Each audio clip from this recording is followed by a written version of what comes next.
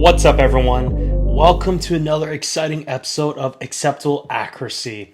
Today, I'm actually doing a solo episode. For those who don't know, my name is Tyler. I know I feel like I'm a stranger because I haven't really been on the podcast for a while. So I know Phil right now, he is on a much deserved vacation with his family. He's having some R&R time, and he's also having fun with his other it's related to his other hobbies and passions in life. So, Phil, when you're listening to this, I hope you know I love you, brother. You're awesome, and I appreciate all you do, and I hope you are having a great time. So, today, I want to kind of talk about my summer and kind of my experience in what happened. So, of course, life is crazy, life is insane, but one thing that I had the opportunity to do that I never thought I ever would is I led a small group for the kids of my church on Wednesday nights where that we call Target Sports and Safety. Target Sports and Safety. It's crazy. I got to teach the kids of my church how to be better defenders, how to be more proficient, how to be safe with firearms um and other tools. So it was just really cool to have this privilege to foster this courage, these awesome skills, and each week we got to drill in safety and responsibility and skill building through fun but also serious lessons. Of course, for each of the weeks, I had a very specific thing I wanted to focus on. And the whole time, it was constantly explaining and reminding them that in order, of course, biblical values, biblical things about principles of being faithful in little, and when you can be faithful in little, that's when you can be faithful in much. So, first of all, at the very core of everything, I emphasize to the kids every single week that this is a safety class. This is a class about being safe. That's why week one, we went over the foundation of safety. We talked about the four universal laws of firearm safety. And the kids actually, what I did was I had a budget, of course, which was really cool that I bought some Nerf guns, and the kids got to practice with single shot Nerf guns, toy darts to reinforce safe handling and, of course, accuracy. And it was really cool because what had happened was Phil actually joined me in that week. And what we did was, of course, we had the safety briefing. I showed the kids safety. I even had like these little pictures of what happens, of things that you shouldn't do, or like what's wrong with this picture. How is this safe? Which laws of safety does this picture break? So after we did that, we had these toy Nerf darts, these Nerf guns, and I had essentially like a big whiteboard because it kind of had like a suction cup that we could fire. And it was really cool to kind of see the kids. I showed them how to have proper grip because the gun itself, the Nerf, the toy dart, actually looked like a Glock. It was shaped like a Glock. It was just a hair bigger. So it was a little off, so it couldn't fit in my holster, unfortunately. But it was really cool that you can actually rack the gun or rather rack the toy dart gun, and you put it in, and then you're able to fire.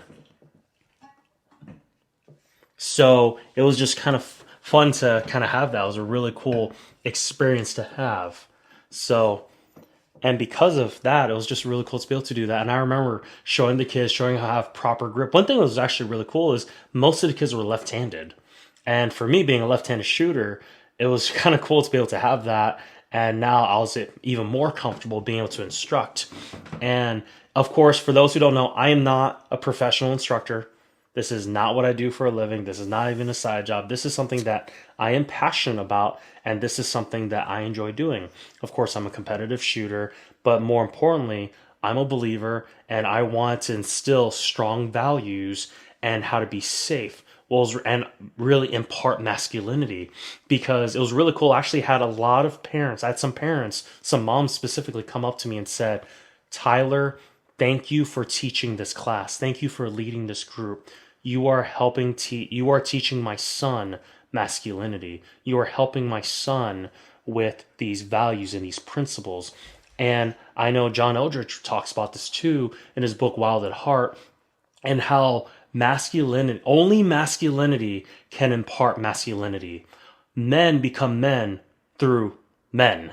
And of course, that's a very simple and basic topic, but unfortunately, we live in an age where, unfortunately, divorce is rampant, homes are falling apart, Satan is attacking the homes, and because of that, the family is under attack. And people, and because of that, I mean, myself included, I grew up in a single home. My mom raised me as a single mom for the majority of my life. And yet I look back in my life and how God had always provided some sort of masculine influence in my life. And if it weren't for that, and because of those men in my life, I am where I am today. Even to this day, I still have mentors in my life who help guide me and teach me and lead me. And I'm so thankful for every one of them. And that's where I look at this and how this summer I had the opportunity to really help instill these principles of masculinity into these boys who are becoming men. So that was really cool. So week 1 was kind of that foundation of safety. Week 2, we got to move from a single shot firearm to a semi-auto. Actually, it wasn't I thought it was semi-auto, but unfortunately it was not. But it was another single shot. But this time, because with this one, the first one was just kind of like a single shot Glock dart where you had, every time you shot, you had to grab another dart and put it back in the barrel and then rack and fire. Whereas this other one was, you had, I think it was like 4 or 5 Nerf darts in there, and then you fire, you rack, and then it puts the next one in. So this way you didn't have to actually take the dart out, put it back in. You just racked it, took it to the next one. It was kind of like a revolver per se. So, and what was cool is with this one, I wanted to teach the kids instead of just, now we incorporated multiple targets going from target transition, and we did some minor movement as well. That was actually the week that I'm trying to remember if Phil was there for that one too. I can't remember. But either way, it was a ton of fun kind of going from now week 1 of safety. Every week we went over safety, but week 1 was the safety laws, and I introduced it to them. And then we went into a single shot dart gun to a, now you're going to multiple targets, and we incorporated a little bit of movement. The week after that, we went over dry fire. I actually, in this case, because the kids were showing me that they're safe, that they kind of knew what they're doing, I decided to bring in to show them how to dry fire. And I brought in a couple of dry fire tools that I had. The 2 main ones were, I had a dry fire mag, so I showed the kids my concealed carry gun that was safe, empty, clear, no ammo was nearby, and I showed them putting in the dry fire mag that now it kind of simulates you being able to shoot with that pistol, to dry fire with that pistol rather. And it was really, and the kids were able to experience that. I showed them once again the grip, of course, going over the safety laws. They know that this is a real gun, and that they went in and they were safe and they knew what they were doing, and they were able to dry fire with it. And then also, I brought in my Mantis laser system, my Mantis Blackbeard, for my AR. So now the kids were able to not only dry fire with the AR, but also a laser would shoot out. So now they were able to handle the AR and be able to go from target transitions as well. And they were able to see where the laser went. After that, the week after, we went over cover and concealment. We went into like the children's center. We had a bunch of tables set up, and the kids, I was teaching them how to do cover and concealment. I explained to them the difference of cover and concealment, what the differences are, and we also went over using kind of the idea of how sneaky isn't sneaky, shout out to John Lovell, and how using those tables, I had a target on the end. And the kids, what's cool is one of them, they actually had these semi-automatic electronic Nerf rifles that looked like a SCAR. And it was really cool that they bought 3 of them, and we got to use those. So they were able to go like standing left, standing right, kneeling left, kneeling right, and being able to not flag themselves by being so slow or by having their elbow out or their knee or their leg or whatever. And then I kind of noticed, I decided to kind of adjust a little bit because I noticed that the kids weren't, as I guess, they weren't as involved, not involved, but they didn't get as much attention because it is a little hard to try to instill these with them. So I ended up kind of making a game out of it. So instead, so I changed it a little bit to now it's like, all right, I want one person doing the cover and concealment and another person kind of being the enemy, and they're on the other side. And now, of course, they're Nerf guns. They go in, they try to pick a side, the standing left, standing right, kneeling left, kneeling right, and they're trying to. The goal was to go out and fire at the other person. If the other person sees them, they're ready, so they're able to fire back. So kind of simulate a little force and force training with Nerf guns. So now the kids were kind of able to do that, and then the week after that, I asked them to bring the guns again, and then it was just straight up force and force. We had the tables kind of set up. I had some barricades set up, and they went ahead and once again they kind of just went and they just did kind of one-on-one with the Nerf guns, being safe. Me doing my best with my instructor eyes, as instructor as I can be, and kind of keep an eye on them. It was once again there was only a few kids in the class. It wasn't like this massive class of like 30 kids. But of course, the kids had a ton of fun with that. And then the week after that, we went over gun cleaning. Of course, some kids loved it, some kids didn't. I brought in some of my guns, and once again, safe, clear. Everybody was safe. We had other leaders kind of around, ready to go just in case. And we had the kids ready, and they went in, and I showed them one by one how to take apart a pistol, take apart an AR, take apart a shotgun, and clean up a gun and how to oil it. And of course, for those who don't know, I probably clean my guns maybe once or twice a year, and my pistol I probably go through a couple thousand rounds a year. My AR probably 1,000 or so. I don't really clean my guns very often. Should I clean it more? Probably. Do I? No. Shotgun, that thing. I never shoot my shotgun, so it's fine. And then I taught the kids how to do that. They had a ton of fun, especially with the bore snake. They loved the sound of the pop as it's done at the end. And it really goes back to the idea of I taught them, I really want to reinforce the idea of stewardship of tools to responsibility and care. Because going right back to that idea of, once again, when you are faithful in little, that's when you can be faithful in much. Because we need to be able to have that aspect, have that responsibility, because once again, that is just so vital and that is so important in their lives.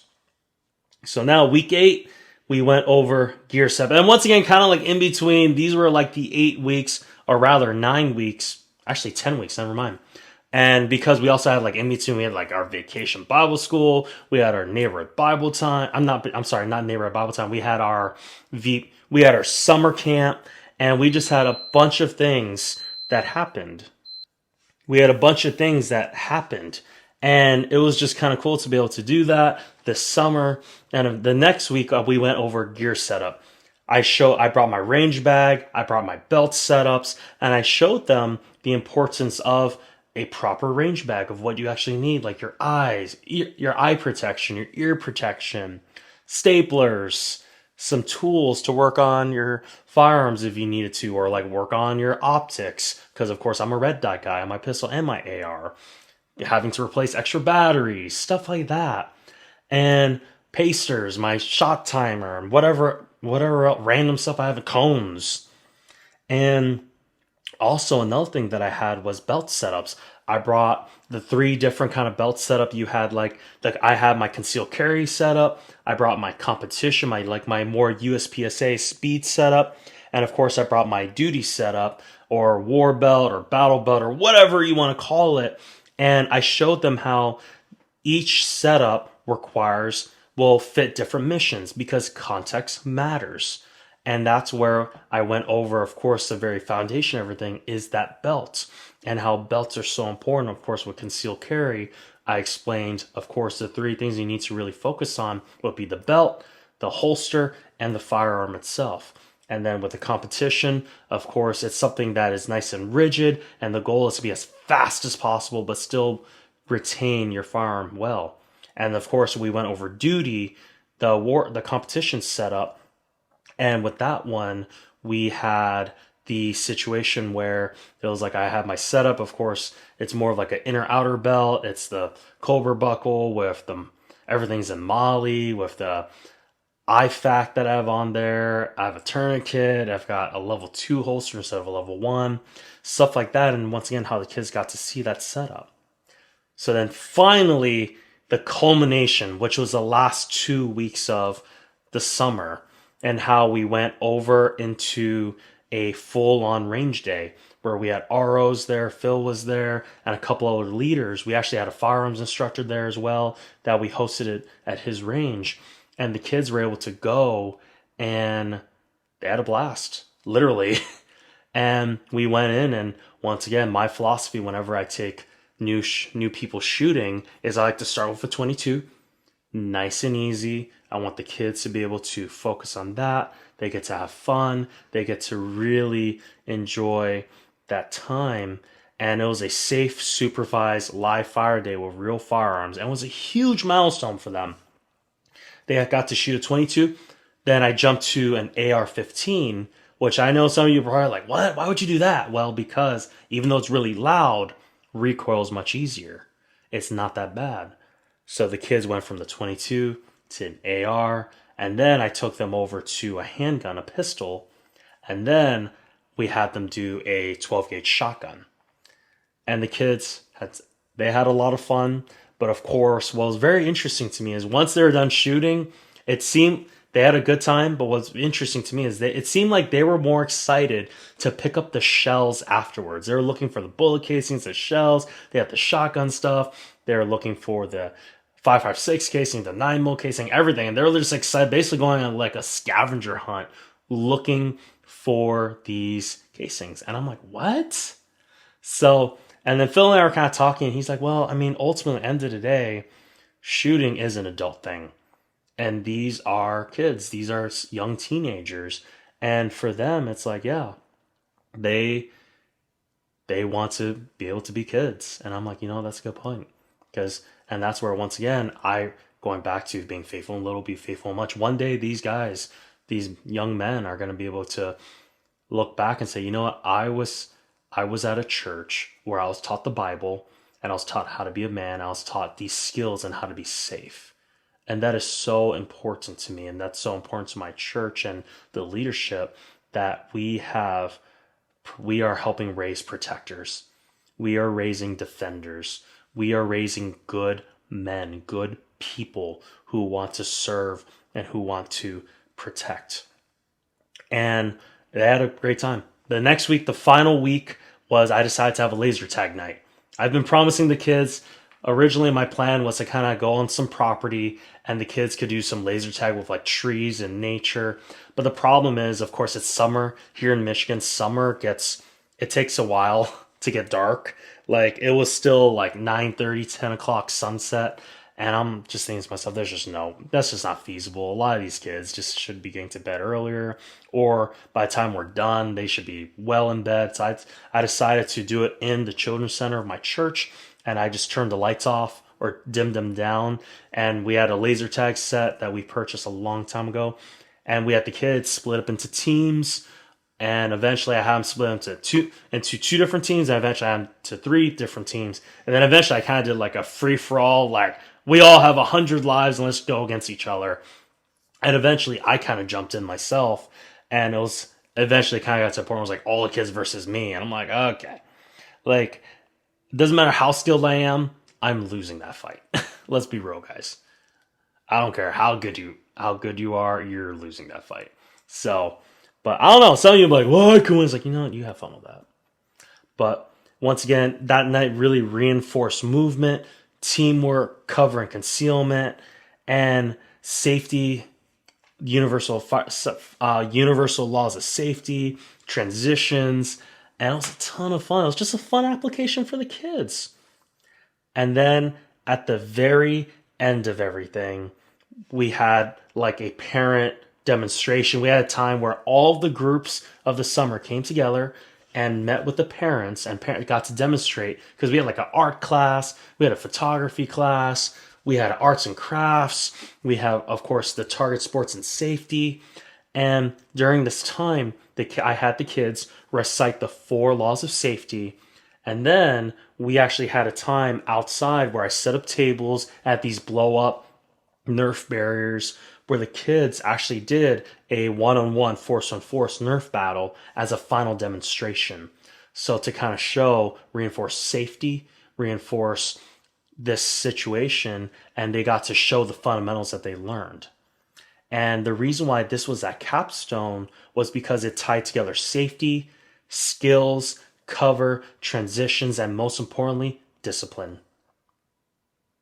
So the kids, and during that time, the big principles that were reinforced were these: safety above all, responsibility with tools, stewardship, which is taking care of what you've been entrusted in, being protectors, not aggressors. And of course, like what Jordan Peterson likes to say, learning to be dangerous under control. So during this time, it was really cool to see the kids, these men, these young men, these boys, how they got to rise to the level of responsibility. They got to grow during this time, and it was my honor to teach them. I had a blast with them, and no pun intended, and how the impact of parents watching their kids take safety seriously, and ultimately these applications of how these lessons apply to life, to faith, to character. Of course, for me, as a very essentially religious concealed carry activist, 2A activist, I carry everywhere I go.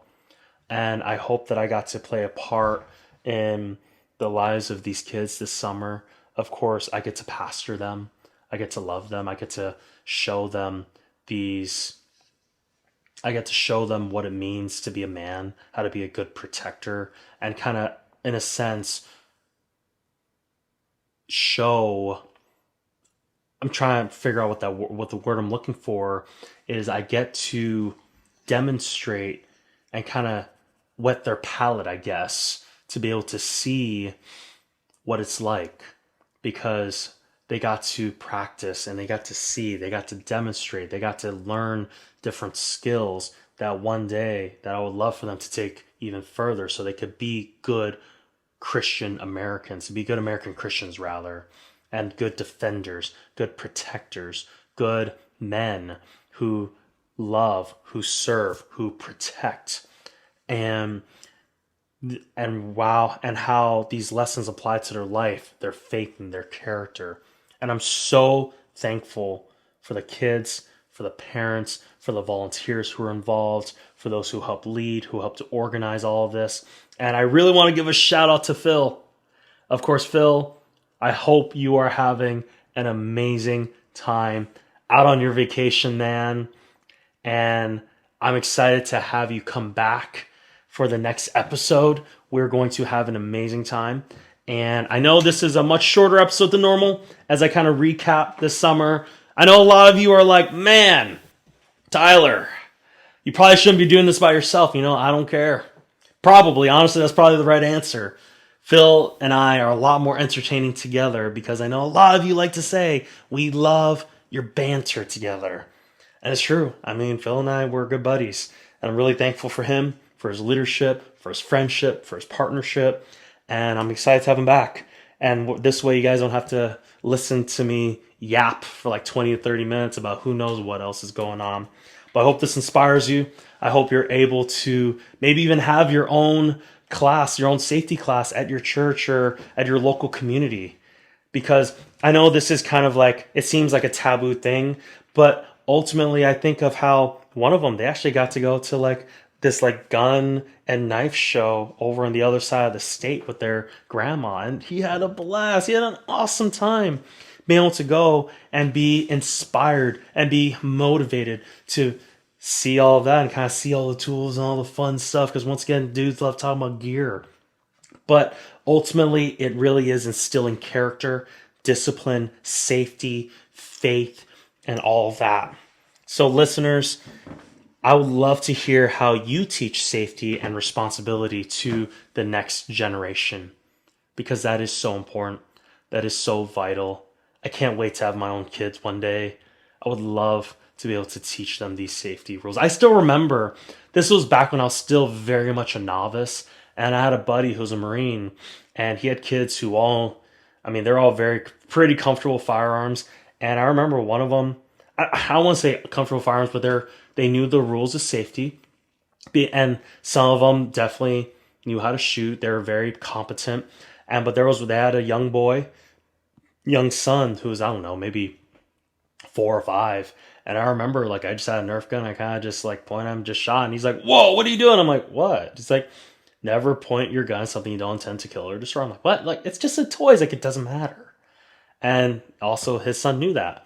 They were very cognizant. They're very aware of of really focusing on that, of making sure that they're safe, that they, of course, there's a time to play, and of course, to treat even toy guns with respect and responsibility.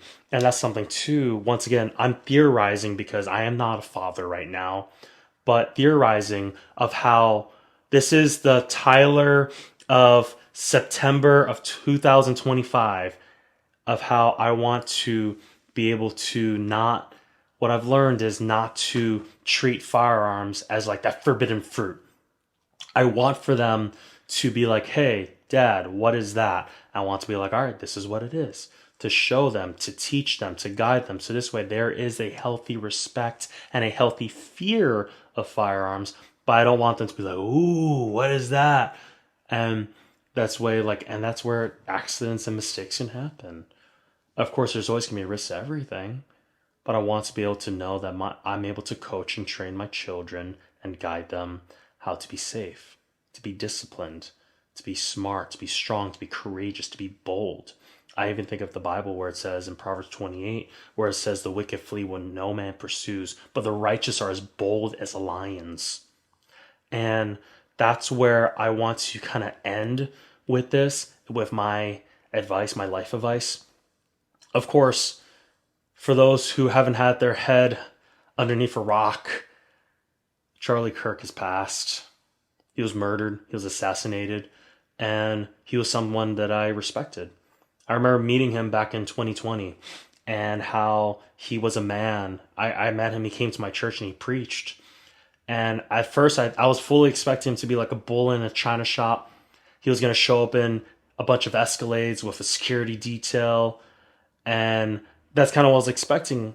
And yet the dude shows up in a used Ford Escape, Ford Explorer, and he just like, "Hey, Charlie here." I'm like, "Dude, I know who you are, Charlie Kirk." And he comes in, he's humble. He had his Bible, he had his journal, and I remember he just came and just chatted, said hi, and then he went upstairs and prayed with my pastor. And he preached a sermon. He preached the gospel and how Jesus died for us and rose again 3 days later for our sins. And even at the end of his life, that's what he was doing. He went in and challenged the status quo. He went in and said, "Let's sit down and talk. Let's have these hard conversations." Because I've talked to people about this before, and how what are the three things that most people, what are the three things that have been said to never talk about at the dinner table? Religion, politics, and money. And what are the three things that most Americans, most people struggle with? Religion, politics, and money. Charlie Kirk challenged that. He went in and he was bold.